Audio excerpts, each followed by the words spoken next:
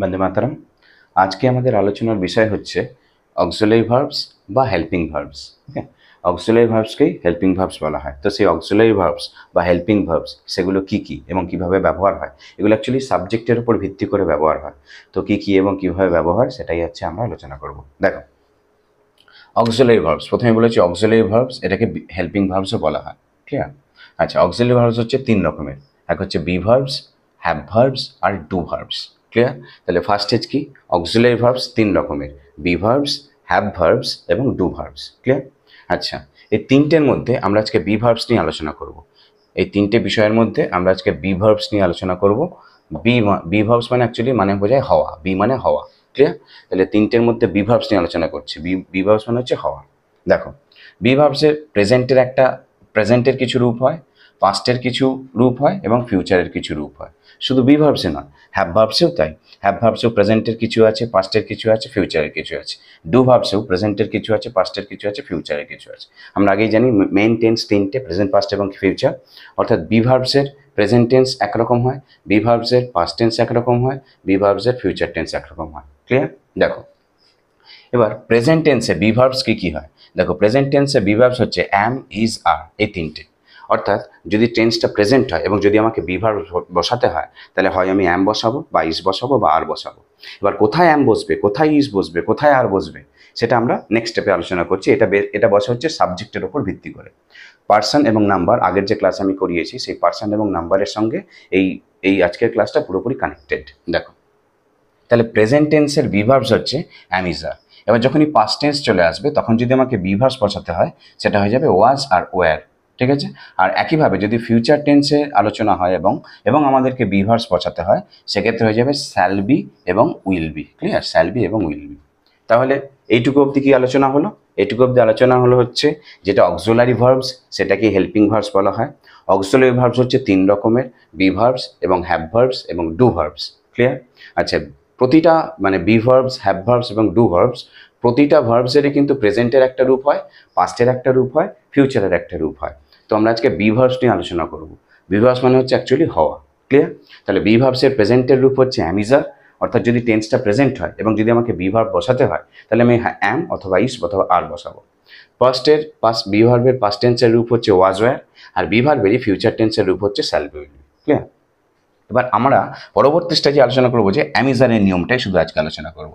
তারপর step by step আসলাম কি, অক্সিলারি ভার্বস বা হেল্পিং ভার্বস, এটা হচ্ছে তিন রকমের, বি ভার্বস, হ্যাভ ভার্বস আর ডু ভার্বস। এই তার মধ্যে আমরা বি ভার্বস নিয়ে আলোচনা করছি। বি ভার্বসের আবার প্রেজেন্ট টেন্সে অ্যামিজার হয়, পাস্ট টেন্সে ওয়াজওয়ার হয়, ফিউচার টেন্সে শ্যাল বি উইল বি হয়। আবার আমরা বি ভার্বসের প্রেজেন্ট টেন্সে কী কী হয়, অ্যামিজার, সেটা নিয়ে আজকে আমরা প্রধান আলোচনা করবো, অর্থাৎ ইউজেস অফ অ্যামিজার বলতে পারো, অ্যামিজারের ব্যবহার। দেখো, আমি এখানে বলে দিয়েছি, সাবজেক্টটা যদি থার্ড পারসন সিঙ্গুলার নাম্বার হয়, ব্র্যাকেটে আমি দিয়ে দিয়েছি হি, সাবজেক্টটা যদি থার্ড পারসন সিঙ্গুলার নাম্বার হয় তাহলে তারপরে সবসময় ইজ বসবে, সবসময় ইজ বসবে। থার্ড পারসন সিঙ্গুলার নাম্বার মানে কি, যারা নাম্বার এবং পার্সনের ক্লাসটা করেছে তারা জানো, সেটা হচ্ছে আমি, আমরা, তুমি, তোমরা বাদ দিয়ে যা কিছু একটা, সেটাই থার্ড পারসন সিঙ্গুলার। তাহলে আমি, আমরা, তুমি, তোমরা বাদ দিয়ে যা কিছু একটা, সেটার পরেই সবসময় ইজ বসবে যদি টেন্সটা প্রেজেন্ট হয়। ক্লিয়ার? আচ্ছা, অ্যাম কোথায় বসে? আইয়ের পরে অ্যাম বসে সব সময়, যেখানেই আই সেখানেই অ্যাম। আমার আইয়ের পরে সব সময় অ্যাম বসে, সব সময়। আচ্ছা, এই প্রসঙ্গে বলে রাখি, অনেকেই জানো তাও বলে রাখি, আই মানে আমি, যেখানেই বসাবো সেখানে কিন্তু সেটা ক্যাপিটালে হয়। আই কোনোদিনই ছোট হাতের হয় না। তুমি হি, এইচটা ছোট হাতে দিতে পারো, কিন্তু আই কোনোদিনই ছোট হাতের হয় না। আই মানে আমি, যেখানেই বসি, সেন্টেন্সের যেখানেই বসুক না কেন, সেটা সবসময় ক্যাপিটালে হয়। ক্লিয়ার?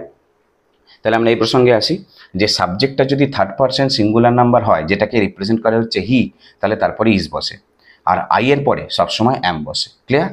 রেস্ট অফ অল, দেখো বলেছি রেস্ট অফ অল মানে বাকি সব ক্ষেত্রে, যেমন উই, ইউ, দে, এটসেট্রা ইত্যাদি ইত্যাদি দিয়েছি, তো বাকি সব কিছুর পরেই আর বসে। ক্লিয়ার? ব্যাস, সিম্পল নিয়ম। সেটা কি?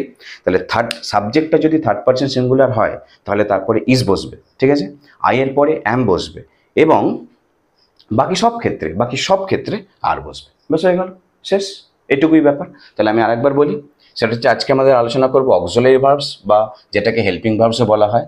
অক্সিলারি ভার্বস তিন রকমের, স্টেপ বাই স্টেপ আসছি। দেখো, অক্সিলারি ভার্বস তিন রকমের, বি ভার্বস, হ্যাভ ভার্বস আর ডু ভার্বস। ক্লিয়ার?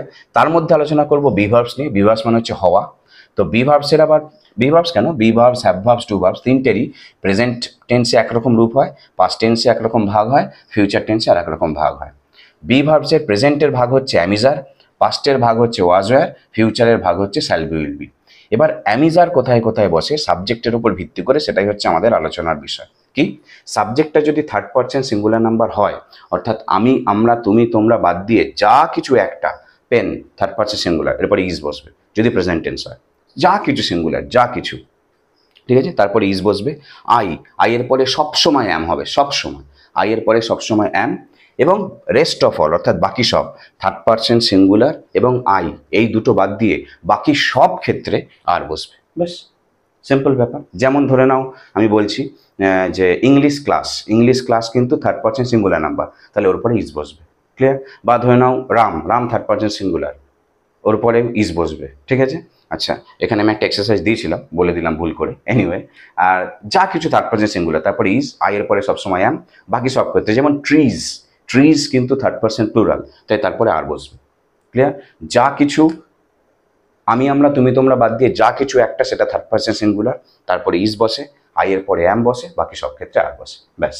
এবার দেখো কিছু হোমওয়ার্ক দিয়েছি, হোমওয়ার্কগুলো করে নিয়ে আসবে, বলতে হোমওয়ার্কগুলো কমেন্টে তোমরা জানাবে করে, আমি এগুলো পরের ভিডিওতে উত্তরগুলো বলে দেবো, বা কমেন্টেই হয়তো উত্তর বলে দেবো। দেখো প্রথমটা তার মধ্যে আমি বলেই দিলাম, রামের পরে কি বসবে, অ্যাম না ইজ না আর।